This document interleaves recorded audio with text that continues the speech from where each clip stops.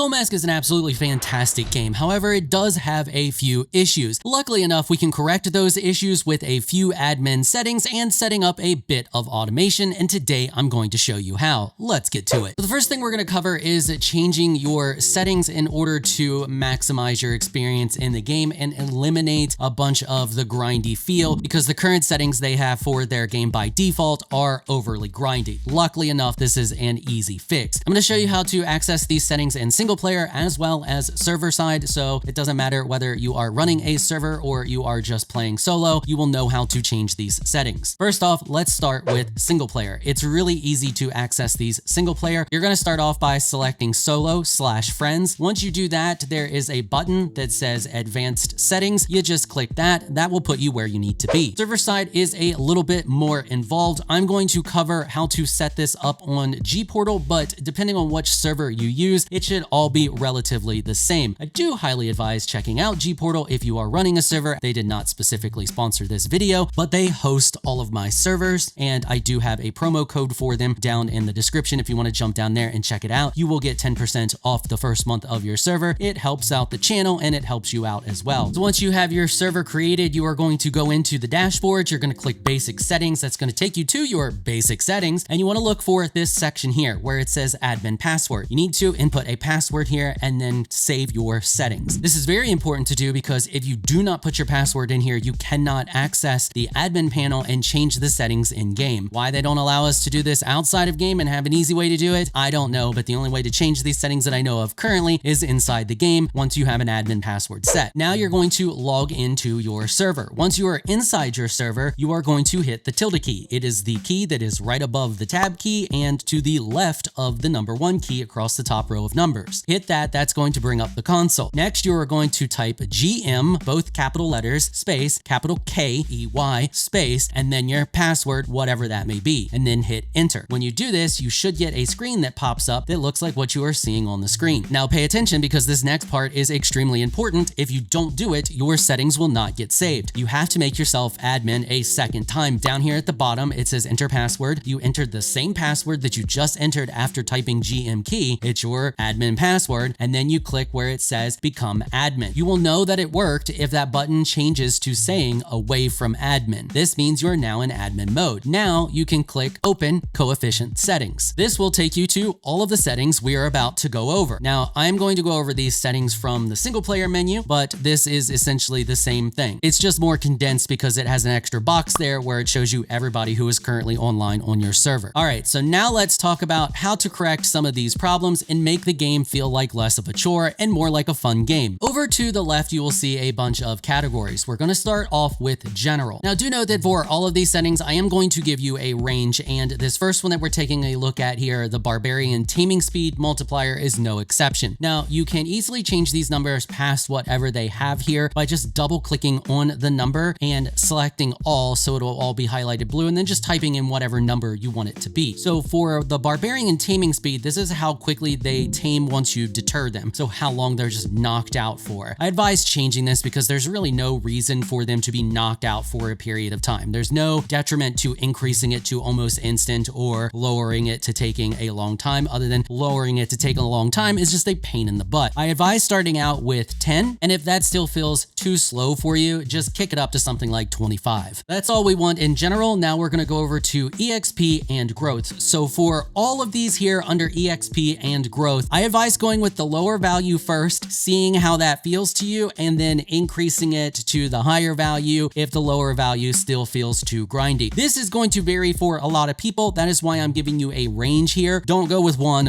is terrible. I advise starting at 3.5 and then slowly increasing it to dial in what feels best for you personally or for you and your community if you are running a server. So in this section, we are going to modify the awareness strength experience multiplier. Once again, 3.5 is what we're going to start with. And then you can just highlight all, copy and paste this value to all of the other options here that we are going to change. Next, we're going to edit the character experience multiplier, the mask experience multiplier, the proficiency experience multiplier, the collection experience multiplier, crafting experience multiplier, monster killing experience multiplier, and other experience multiplier. Now there's another one here that I want to talk about that will get overlooked by many, and I want to point it out because it's important one to take into consideration. if you are playing with friends or you have a server that you're running, and that is the kill experience share coefficient. So for all of these numbers, you think of them as percentages. So for example, if they are point a number, they would be 20%. If they are 1 point something or just 1.0, it's 100%. So for example, all of the other ones that we just set to 3.5 are 350% increase in whatever experience you're getting. This one is currently set to 20%. So you are sharing 20% of the experience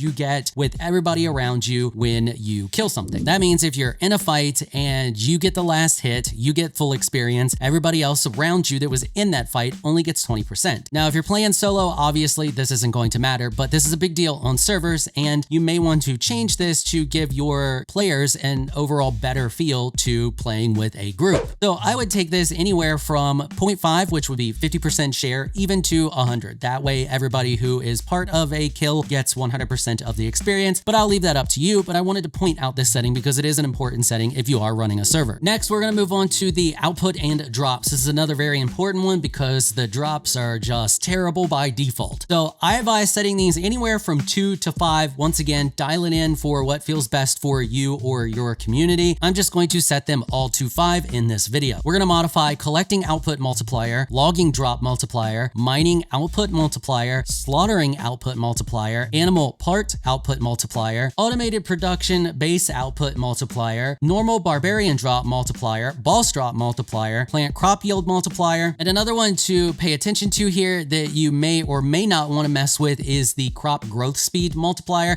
If you're on a server running a server, you might not want to mess with this one too much. This isn't terrible, especially since we increase the actual yield you get from them. But when you're playing single player, this may be something that you want to crank up. Obviously, it does exactly what it says, and it's going to increase how quickly your plants grow. The higher the number, the faster they grow. Next, for crafting speed multiplier, just go ahead and crank that all the way to 10. There is no benefit to having crafting speed time. Honestly, it should all just be instant. I don't know why games insist on making things take forever to craft. Just crank this up to 10. If that's still not fast enough, crank it all the way up to 25. Next, we're going to change the chest drop multiplier. This one is the same as the other drop multipliers that we have already changed, so anywhere from 2 to 5. The collecting efficiency multiplier, once again, 2 to 5. Next, we have the animal growth speed. This is another one you want to change if you're playing single player. If you're on a server, you could leave this one alone. It's about an hour or so for an animal to go from baby to fully grown. If you're playing on a server, usually this is no big deal because the server runs continuously. However, single player does not run continuously, and depending on how much time you have to invest into the game, increasing this could drastically improve your overall gameplay experience. I would start with 5 and then increase it more depending on what you feel is best for you. Next, we're going to head over to the consumption category. There's really only one over here that we need to mess with, and that is the durability consumption multiplier. This is how quickly your durability on your weapons and armor wears out. I highly advise changing this one whether you are on a server or playing single player, as the durability in this game is a bit egregious. I wouldn't eliminate it completely as the game is designed to deal with durability. However, dropping it down to 0.5, which would be a 50% loss in durability, or as far down as 0.2 would drastically improve the overall gameplay experience. Now we're going to move over here to the menu on the right and check and uncheck a few of these checkboxes. We're going to start off with the building decay switch. If you're playing single player, click this off. You don't want to deal with decay. However, if you're on a server or you're running a server, I would leave this alone, as building decay is important for keeping your server clean. Next, if you are not, once again, if you are not running a PvP server, if you're running a PvP server, leave this setting alone. But if you are not and you're running a PvE server or playing single player, I would uncheck this box that states enable building HP recovery placement mode. What this does is when you place a building piece, it starts out at low HP and then slowly gains HP over time if it does not take any damage. This can theoretically allow you to cheat raids a little bit, but it's not going to be that big of a deal overall. And this is more or less a PvP mechanic. So if you're not playing PvP, it's okay to disable it. Whether you are running a server or playing with friends or whatever, I would turn off friendly fire. Friendly fire between players is actually terrible, and you don't want to be shooting and damaging your friends when you're trying to attack things. And now you are all done. So if you're doing this single player, just click confirm. And if you're doing this admin on a server, you can just hit escape and all of your settings should be saved if you followed my instructions. Now that we got the settings out of the way, let's talk about the next thing I see destroying this game for a bunch of people. I have seen multiple negative reviews for this game from people who don't realize one of the massive advantages this game has that sets it apart from other games in the same genre, and that is automation. you can automate pretty much everything in this game around your base location. One of the first things you want to do is automate someone tending to your fire. So when you get your first follower, the very first thing you want to do is go over to your bonfire. You will see this button down here at the bottom says you can hit P, or you can just click the button and that will appoint a caretaker. This brings up a list that you can select any of your current followers from, and they will then proceed to take care of the bonfire. This means keeping it stocked with any burnable resource that they have access to. So most chests that you place down, they will have access to those chests unless you specifically deny them access to said chest. If you have resources that they can burn, they will put them in the chest. If you're on a server, this means that you don't need to log in every day, because while you are AFK and going to work or doing whatever you're doing, your people are taking stuff out of the chest and putting it into the bonfire to keep your bonfire burning while you're away. But Firespark, I hear you say, what happens when I run out of stuff? Well, you should never run out of stuff, because the very next thing that you should do with your second follower that you get, and honestly, you can even do this with the follower that you appoint to caretake your bonfire, you automate them gathering burnable resources. This is extremely easy to do as well. All you have to do is look at your follower and hold down E. This brings up your options menu to give you a bunch of other options that you can do with a follower. You then select tribesman work. From there, you click the little plus button there, that giant bark, and then you want to select wild collection. Now you have to select the location at which you want them to work from, and that's going to be your bonfire, or if you rename it, whatever your main base location is. From there, you're going to select their work goals. For this, you want to select either logging or harvesting. Either one will produce resources that you can put inside your bonfire. I would suggest doing both, because you can queue up both of these things. So you select harvesting for your first thing, click save work, then click the plus button again, fill everything out the exact same, but instead of harvesting, you then select logging. This will cause them to go around harvesting all of the bushes that are nearby, giving you thatch and everything else bushes provide. Then they will commence to knocking down all of the trees, providing you with branches and wood and everything else the trees provide. After you have everything filled out, you just click save work, and this will add it to their things to do. Now do note that this list here happens in order. So if you have your same person that is caretaking the fire also gathering resources, I would advise having them gather the resources first and then proceed to caring for the fire. They will do it in that order. This ensures that they have the resources to then put in the fire. And as I already stated, they can interact with any chests that they're not prevented from interacting with. So the other thing you want to make sure you do is that you have plenty of storage around for them to interact with. If you have the chest selected to only hold specific things, they will only put those things in that chest. So for example, if you have a chest designated to just plants and logs and everything plant related, they will put everything they gather into that chest. If you don't have chests designated for specific things, they'll just put stuff in any chest that it will fit into. This is fine because they also just go to whatever chest has the things in it they need in the first place. You also need to ensure that they have plenty of tools to use, because their tools will eventually wear out unless you have durability turned completely off. So my advice to you, especially if you're playing on officials, because the durability is going to be terrible. Honestly, I would not play on officials if I was you, but if you are playing on officials, that's fine. Just fill their inventory with a bunch of tools, at least 5 to 8 of each if they are doing 2 things. So for example, if they are using the scythe or sickle, whatever it's called, to harvest all the plants, and they are also doing logging, you also want to put axes in there as well. Just ensure that they have plenty of tools. They have plenty of inventory space. Their inventory space won't fill up with resources because they will frequently come back to base and drop them off, so you can fill them with plenty of tools. So while you are gone, they will continue to work. As long as they have the tools and the resources, your tribesmen will work for 7 days before going into hibernation. How do I know this? Because there's a setting for it called how many days would clanmates hibernate without working after player goes offline. It's very confusing, but if you highlight over it, it tells you exactly what it does. It states how many days of being offline will result in your tribesmen no longer working. So by default, it's 7 days. You can go for a full 7 days of your base being fully automated, your fire being stocked, before your tribesmen will actually stop working, and then you have that however long it is for the fire to burn out of all the resources that are in there. This should easily get you 8 days of being AFK on official servers without any worry. Now, there's a lot more to automation than this, and honestly, it deserves a video of its own, and I will make one eventually, but I wanted to get this initial bit of information out there because it is very obvious that many people who are picking this game up have no idea that this is even in a feature. This feature eliminates 99% of the grind that the game gives you when it comes to resource collection once you get things set up properly. All right, so that's all I have for you for this initial video. Hopefully you all found this helpful and informational. Hopefully it helps you enjoy the game a little bit more. If it does, and it did, please consider hitting the subscribe button and notification bell so you can be notified when I upload other videos. And if you're looking for some more of my content, you can find a link to another one of my videos on the screen right now. I want to give an absolute massive shout out and thank you to all of my channel supporters for helping to keep these videos sponsor free. You all are absolutely amazing people. If you would like to become an official channel supporter, check out the links in the description below. If you enjoyed this video, please leave a comment down below. Let me know what you thought. If you're shy, you don't like to comment, just hit that thumbs up button and share your support. Until next time, thanks for watching.